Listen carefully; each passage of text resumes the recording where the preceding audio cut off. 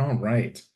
So today I'm going to be talking about speaking while listening, how to facilitate creative conversations between stakeholders and leaders. So my name is Jay, and I am a senior UX designer on the AI platforms team at AWS. Um, I I work on SageMaker, an ML platform that enables data scientists around the world to create, tune, deploy, and monitor ML models using AWS Compute. And those are a couple of my coworkers in the photo with me. Let's go next slide here. Today, we're going to talk about the best ways to facilitate creative conversations with people who may or may not be in the creative industry. For example, leadership, engineers, stakeholders, clients, and so on. I put together some templates and a checklist for running creative sessions, and I can share a copy of these slides with anyone interested. Just reach out to me on LinkedIn, and I'll share that info at the end of the session. In New Orleans, we call that lagniappe, which is kind of just like a little something free or a little something extra. These templates include things like a brainstorming session, a kickoff meeting, a scamper method, and the Disney method, and a design thinking workshop template. One thing to call out before I get started, a little shameless plug here. We are hiring 2 L6 senior UX designers for our team. And we are hiring multiple UX designers at the end of the year. So please feel free to reach out to me on LinkedIn if you're interested. And I'll also provide the link there to the job posting. So some of these concepts may be familiar to some of the people here today, but we're going to move pretty quickly. I think there's some good tips in here no matter what skill level you're at. I think there's some keys for 1611. It's probably under A for Alexandra.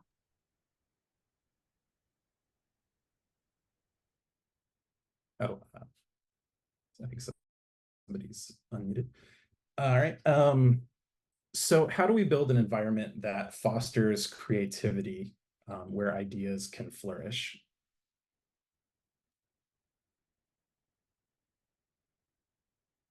First thing I would say is don't be afraid to ask for time. Communication is key here. Explain the importance of these activities to your leadership team and talk to people one-on-one, particularly over chat to prevent low attendance. Just sending a meeting invite to people will kind of make it not seem as important. And if you connect with people one-on-one, you can kind of get their buy-in ahead of the session. For multi-day workshops, it's sometimes good as well to create pre-meetings to kind of generate excitement and help foster the clarity beforehand. And building a creative culture takes time. So if your organization is not used to running these creative sessions, start slow and you can build your way up. Another good piece of advice is be mindful of who you invite. Choose people who are involved with the project.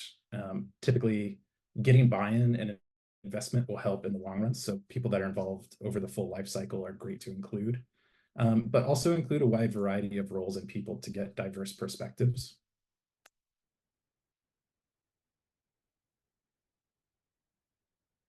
Create an environment where ideas are valued.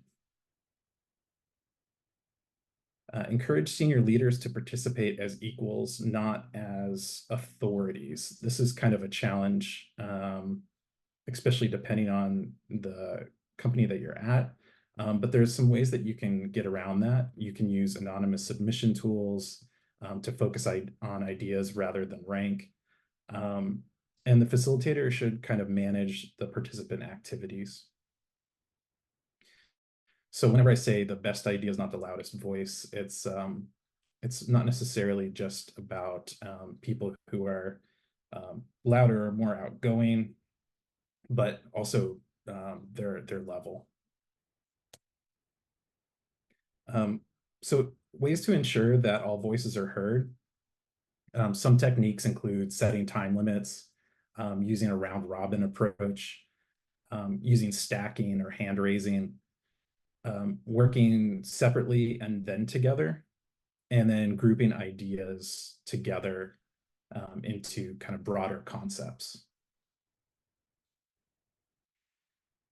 So it's important to consider the format depending on the challenge size that you're facing.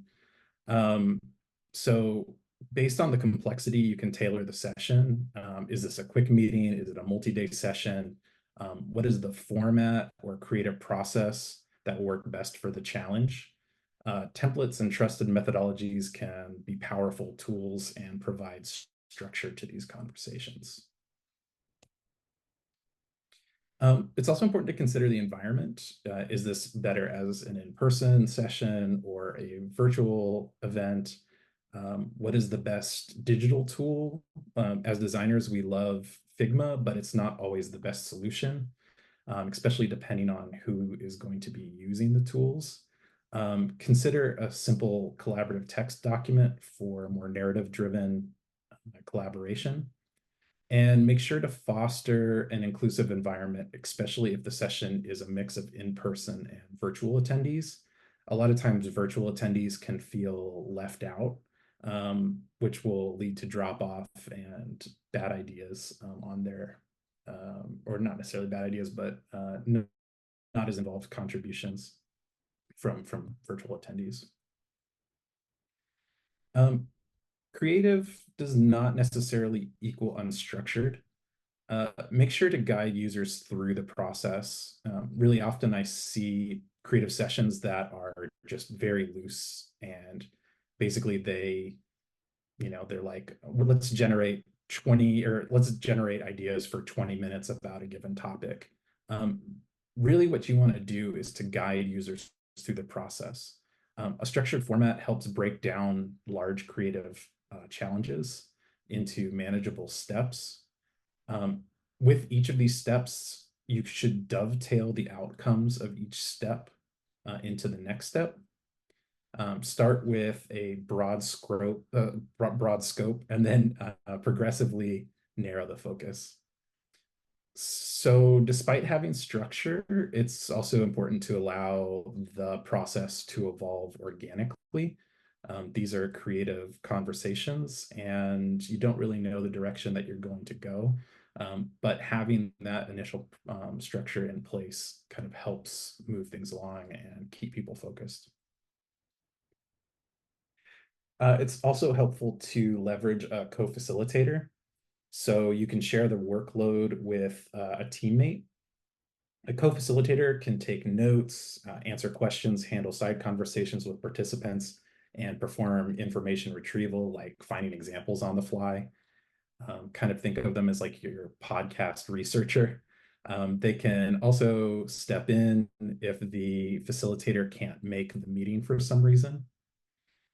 But having a co-facilitator, especially for taking notes and generating summaries and things like that, is a super helpful tool to have as you're hosting these meetings. Deciding on the right problem is also something that I've seen people typically struggle with. Framing the challenge in a constructive and actionable way is really key to creative sessions. But also deciding on a problem that's manageable and not too broad. So you should start by defining the problem scope. Make sure to clearly articulate the challenge to your participants. You can share this ahead of the session to let people start thinking about the challenge. But like I said earlier, kind of avoid overly broad topics to prevent kind of this directionless discussion that can happen. Use how might we questions to frame problems in an actionable way. This encourages session participants to think creatively about potential solutions. A good example, how might might we improve the onboarding experience for our product? And you can see by that example, it's highly focused on one aspect, so the onboarding experience. You can also include additional statements in there, but that's kind of just a good example of something that's a little bit focused but provides some room for creative exploration. Another good tip is including conversation kindling. And what do I mean by that? These are conversation starters that you can use to keep the session moving forward. So sometimes participants get stuck and don't know where to start on a given problem. What you can do is create prompts ahead of the session to kickstart discussion and include those prompts throughout. So not just at the very beginning, but one example might be for workshops to create some initial sticky notes for each activity or each step of the process. One thing that also does is it kind of takes care of the low-hanging fruit ideas. So kind of the things that you'll know that you'll get responses for, and also kind of encourages people to think a little bit outside the box and provide ideas that aren't quite so obvious. Um, Creativity loves constraints. A lot of times topics can be too broad and you really want to avoid those. Um, Constraints can help keep conversation focused. A good example would be like art school teachers commonly give the assignment, paint a picture using black, white, and one other color. You would get a ton of different pieces back from the students, and it's not necessarily that the constraints are limiting. Sometimes they can actually help drive creativity and drive creative solutions by forcing people to think outside the box. So let's talk about actually running these creative sessions.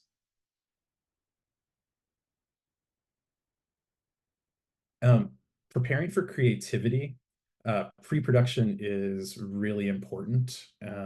Make sure that ahead of the session, you are putting together a well-structured agenda.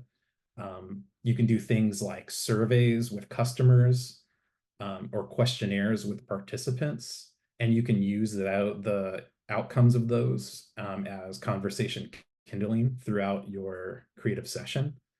You can provide examples of competitors and industry leaders to spark discussion and inspire innovative solutions. Explain the process to people. You're really guiding creativity here. And it's important to remember that not all of the people that will be participants are necessarily familiar with creativity. You can make sure that your users will stick around for the aha moment.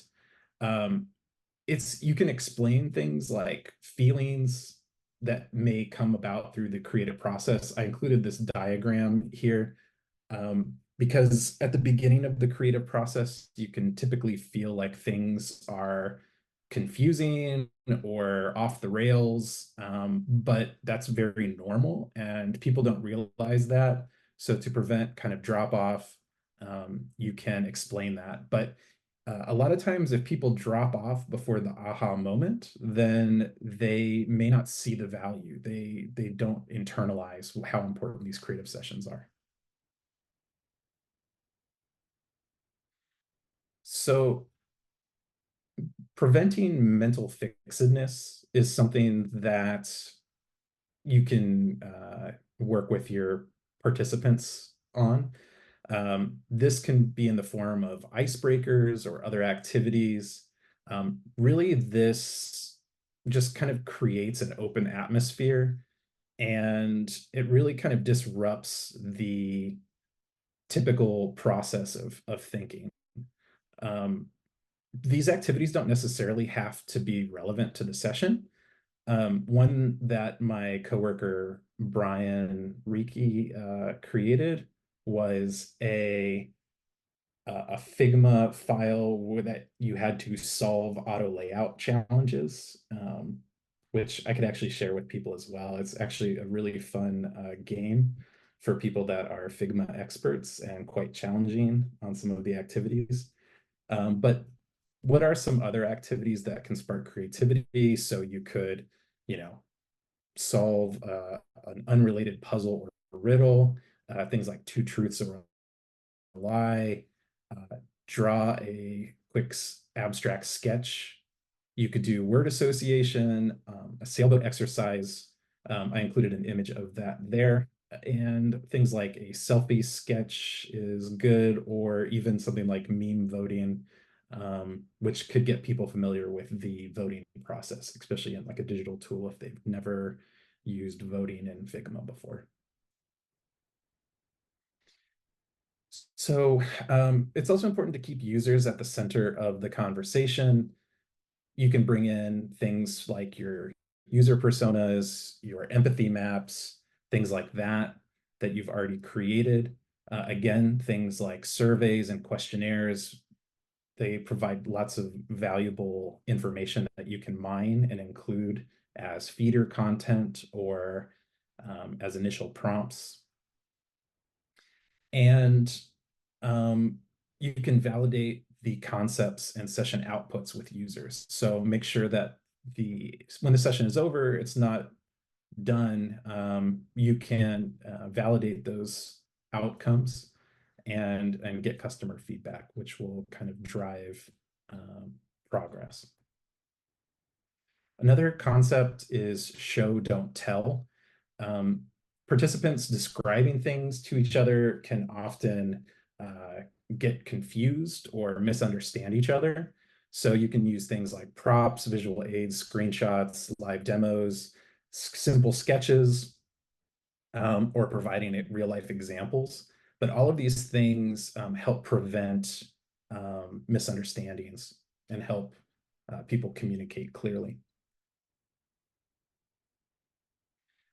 Um, I actually have my time timer here with me right now. It looks like we've got about 5 minutes left. You can, I think it's important to time box everything as you're going. Keep the session constantly moving forward to prevent drop off, multitasking, and boredom.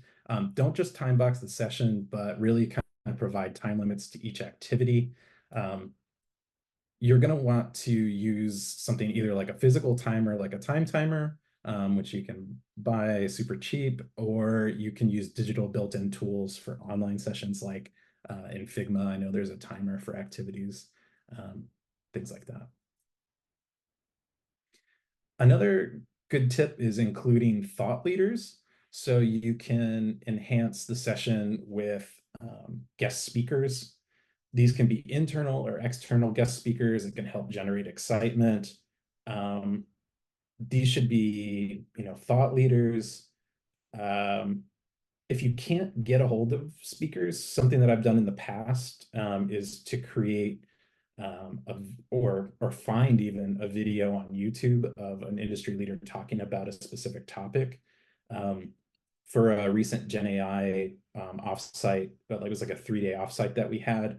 I created a compilation of UX industry professionals talking about um, like Gen AI specifically for UX. And one of our speakers backed out at the last minute, and it came in really handy as we were able to supplement that speaker's talk with the video presentation. And having a guest speaker can also, or multiple guest speakers for multi-day sessions, can provide gravitas to the session and really signal the importance to participants and leadership. So let's talk about the session outputs. And really, this is the key to continuing creative conversations. You want to create clear and prioritized action items. Ways that you can do that is using things like a impact versus effort matrix.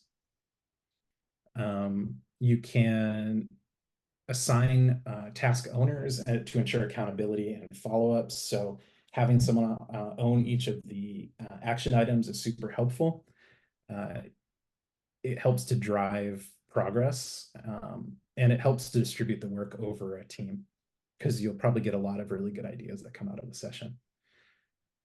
And then it's also helpful to share those action items with leadership. This helps to ensure accountability, but also it shows the value of these sessions.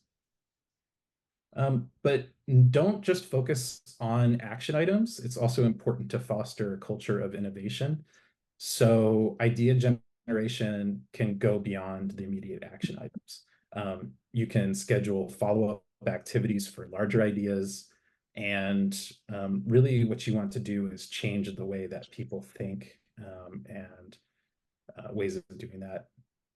It kind of include not just necessarily business-driven ideas, but kind of more academic insights and larger themes.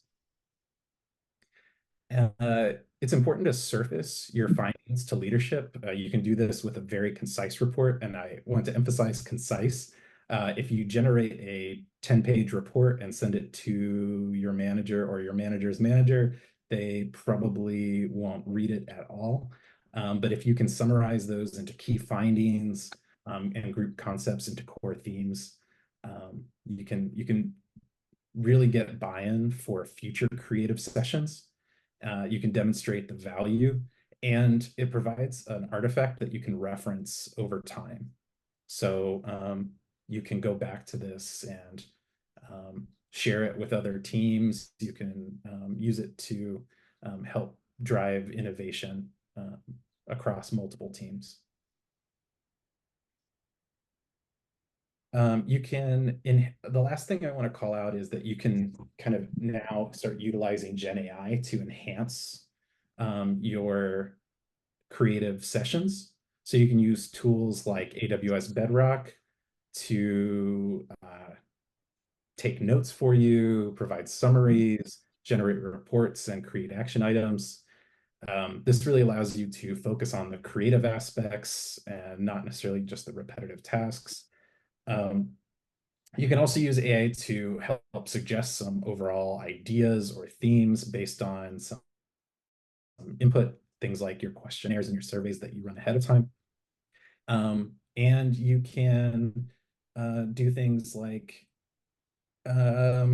translation to host sessions for a more global audience. And the last thing I would call out is that the AI space is changing super rapidly, so it's important to check in every so often about what else is new, because there's going to be lots of tools that are coming out over the next few years, and you want to make sure that you're utilizing the best tools.